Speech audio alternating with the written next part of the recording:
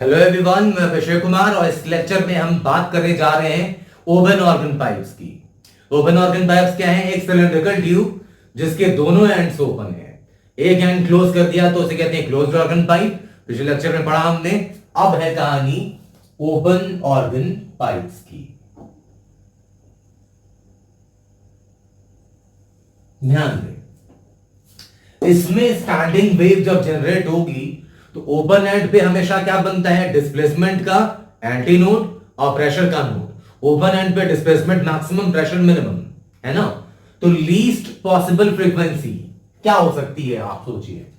इस पे तो बनेगा एंटी नोड, इस पे भी बनेगा एंटी नोड। किसका एंटी नोड? डिस्प्लेसमेंट का, प्रेशर का नोड। तो दो एंटी नोड्स के बीच में एक नोड तो होगा। मतलब कि लीस्ट फ्रीक्वेंसी के केस में जो मिनिमम फ्रीक्वेंसी मिल सकती है यहां से, उस केस में ग्राफ आपको ऐसा नजर आएगा। ये क्या है यहां पे? ये कौन सा वेव बनाया मैंने यहां पे?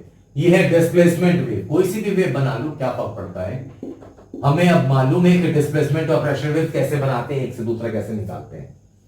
ये डिस्प्लेसमेंट का क्या है? ये एंटी नोड मैक्सिमम, और प्रेशर का क्या है? ये नोड। दो एंटी नोड के बीच में एक नोड तो मिलेगा। अगर मैं प्रेशर वेव बनाना चाहूं यहां पे, तो ये प्रेशर का नोड है, ये प्रेशर का नोड, ये भी प्रेशर का नोड। तो ये ऐसा ग्राफ मिलेगा आपको। ये है प्रेशर वेव। अब मुझे बार बार बताने की जरूरत नहीं है, क्योंकि अब ये सब चीजें हम डिस्कस कर चुके हैं। तो मैं बहुत रिपीटेटिव साउंड करूंगा फिर। तो मैं उम्मीद कर रहा हूं कि पुरानी वीडियोस आपने देखी, इसके पहले 2-3 वीडियो जो बनाए मैंने, रिफ्लेक्शन से आप कंटिन्यू कर रहे हैं, तो आपको चीज समझ में आई होंगी। डिस्प्लेसमेंट का एंटी नोड, मैक्सिमम डिस्प्लेसमेंट तो मिनिमम प्रेशर, प्रेशर का डिस्प्लेसमेंट का नोड तो प्रेशर का ये एंटी नोड। ये देख रहे हो आप, है ना? अब जरा ध्यान देना, ट्यूब की लेंथ एल मान लेते हैं अपन। ट्यूब की जो लेंथ है वो है एल। तो यहां से यहां तक की दूरी कितनी होगी? दो कंसेक्यूटिव नोड्स के बीच की दूरी कितनी होती है? Lambda by 2। वही ऊपर यहां से इस वाले से भी आपको वही मिलेगा।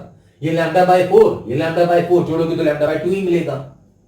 तो लेंथ हो गई L is equal to lambda by 2।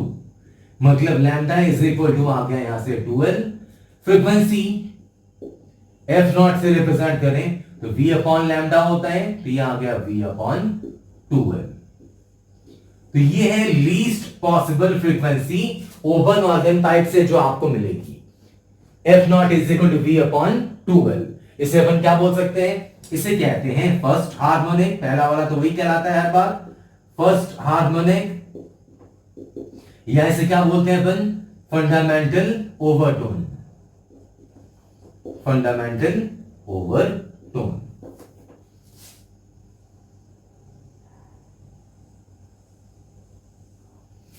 तो ये रही फर्स्ट ओवरटोन की कहानी। अब इसके बाद, सॉरी, फंडामेंटल ओवरटोन की कहानी। अब नेक्स्ट हायर स्टेप में जाएं। फंडामेंटल ओवरटोन के बाद क्या मिलता है हमें? First overtone. तो जैसे जैसे ओवरटोन्स बढ़ते जाते हैं, जैसे जैसे हायर स्टेप पे जाओगे आप, वैसे वैसे लूप्स बढ़ती जाती हैं, है ना? फंडामेंटल ओवरटोन से ज्यादा एक लूप ज्यादा मिलेगा आपको फर्स्ट ओवरटोन में। सेकंड ओवरटोन में जाओगे तो 2 लूप्स मिलेंगी। थर्ड ओवरटोन में जाओगे 3 लूप्स मिलेंगी, एंड सो ऑन। ये सिलसिला जारी रहेगा। तो अब मैं बात करूं, ये तो फंडामेंटल ओवरटोन था ये वाला, है ना? अब मैं बात करूं फर्स्ट ओवरटोन की। फर्स्ट ओवरटोन हमेशा याद रखना, स्ट्रिंग से लेके अभी ऑर्गन पाइप्स तक में स्टार्टिंग में पढ़ रहे हैं अपन। हर जगह कहानी वही है। जिस नंबर का ओवरटोन होगा उतनी लूप्स होंगी उसमें। तो अगर फर्स्ट ओवरटोन है तो एक लूप होगी इसके अंदर। मतलब डिस्प्लेसमेंट वेव अगर बनाना चाहेंगे, डायग्राम छोटा करके बनाता हूं, बहुत बड़ा हो जाएगा नहीं तो इसके अलावा ये जो बन रहा है सीन, इसके अलावा एक लूप और होगा। तो कैसे बन सकता है वो? ये ऐसा, ये ऐसा, और ये ऐसा। ये देख लो, ये क्या है? Displacement wave. यहां तक तो था ही, साथ में एक लूप और आ गई यहां बीच में। और अगर प्रेशर वेव बनाना चाहेंगे आप, अगर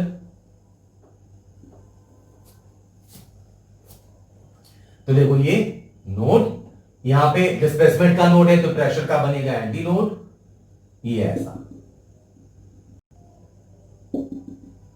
ये है प्रेशर वेव। अब मुझे बार बार ये बताने में टाइम खर्च नहीं करना चाहिए, मैं सोच रहा हूं कि आप लगातार वीडियोस देख रहे हैं, ऑर्डर वाइज देख रहे हैं, तो आपको ये सब चीजें बहुत छोटी सी लगती है, समझ में आती होंगी।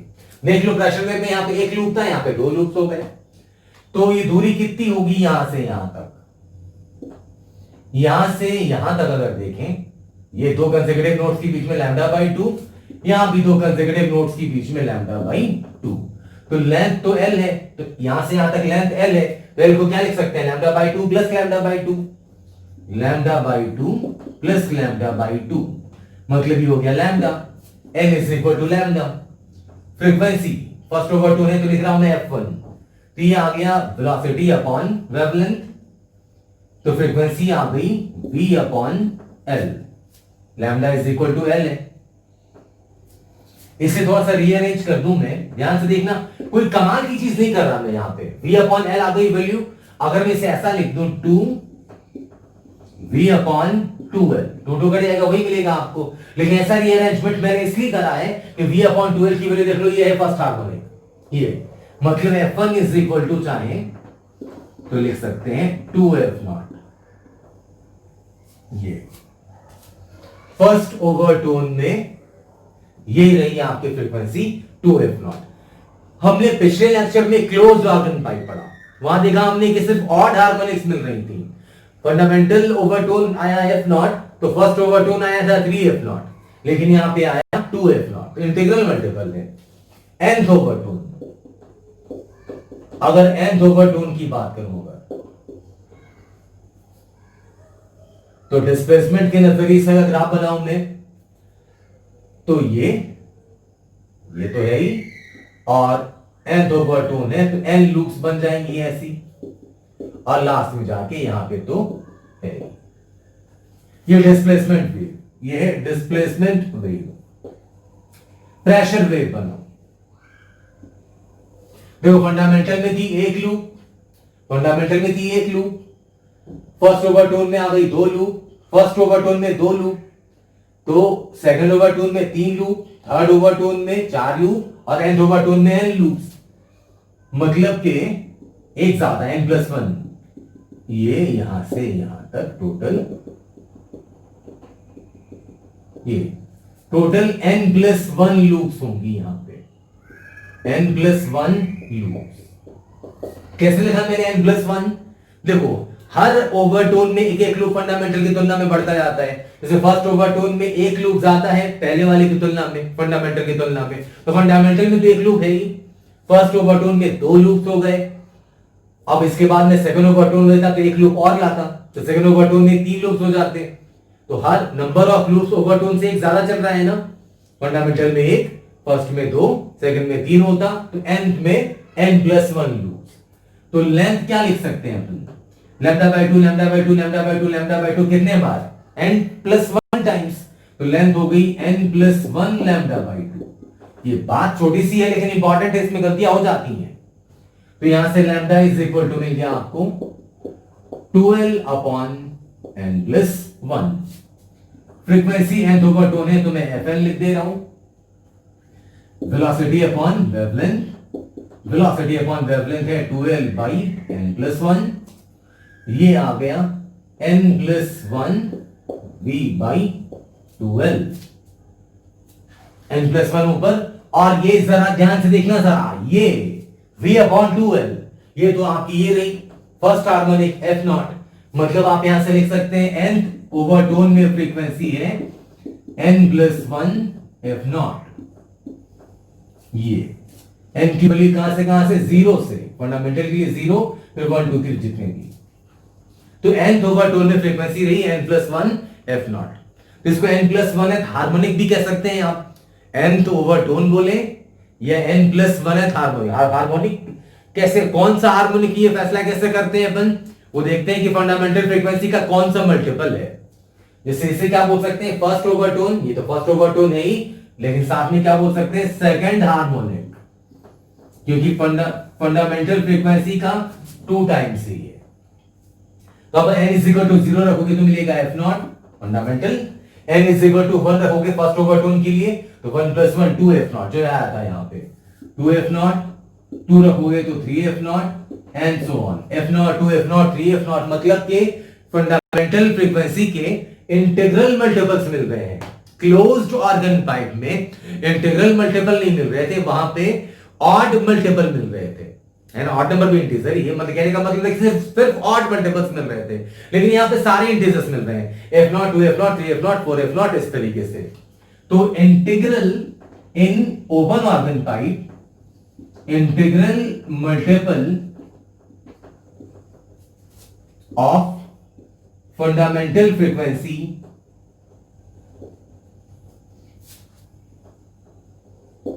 आर ऑब्टेन्ड किसमें? In open organ pipe, open organ pipe. ये एक इंपॉर्टेंट डिफरेंस है इसके बीच में कि क्लोज ऑर्गन पाइप में सिर्फ आपको फंडामेंटल की ऑड मल्टीपल्स मिलते थे, लेकिन यहां पे सारे मल्टीपल्स मिलेंगे 2 3 4 5 सब कुछ ऐसा। तो ये थी कहानी छोटी सी ओपन ऑर्गन पाइप्स की। तो आई होप कि आपको चीजें समझ में आई होंगी। किसी किस्म की परेशानी हो तो मुझे फीडबैक कमेंट से बताएं। मैं हमेशा कहता हूं कि ये मुहिम खास तौर पे मैं उन बच्चों के लिए चलाता हूं जो बड़े बड़े बैनर्स की क्लासेस अफोर्ड नहीं कर पाते। अगर आपके जहन दिल दिमाग में ऐसे बच्चे हैं जो काबिल हैं लेकिन रिसोर्सेज की जरूरत है उनको, वो नहीं मिल पा रहा, तो उन तक ये वीडियोस पहुंचाएं ताकि मेरा मुहिम कामयाब हो सके। तो मिलते हैं अगली क्लास में नए टॉपिक के साथ, तब तक अपना ध्यान रखिए। Thank you so much. जय हिंद, जय भारत।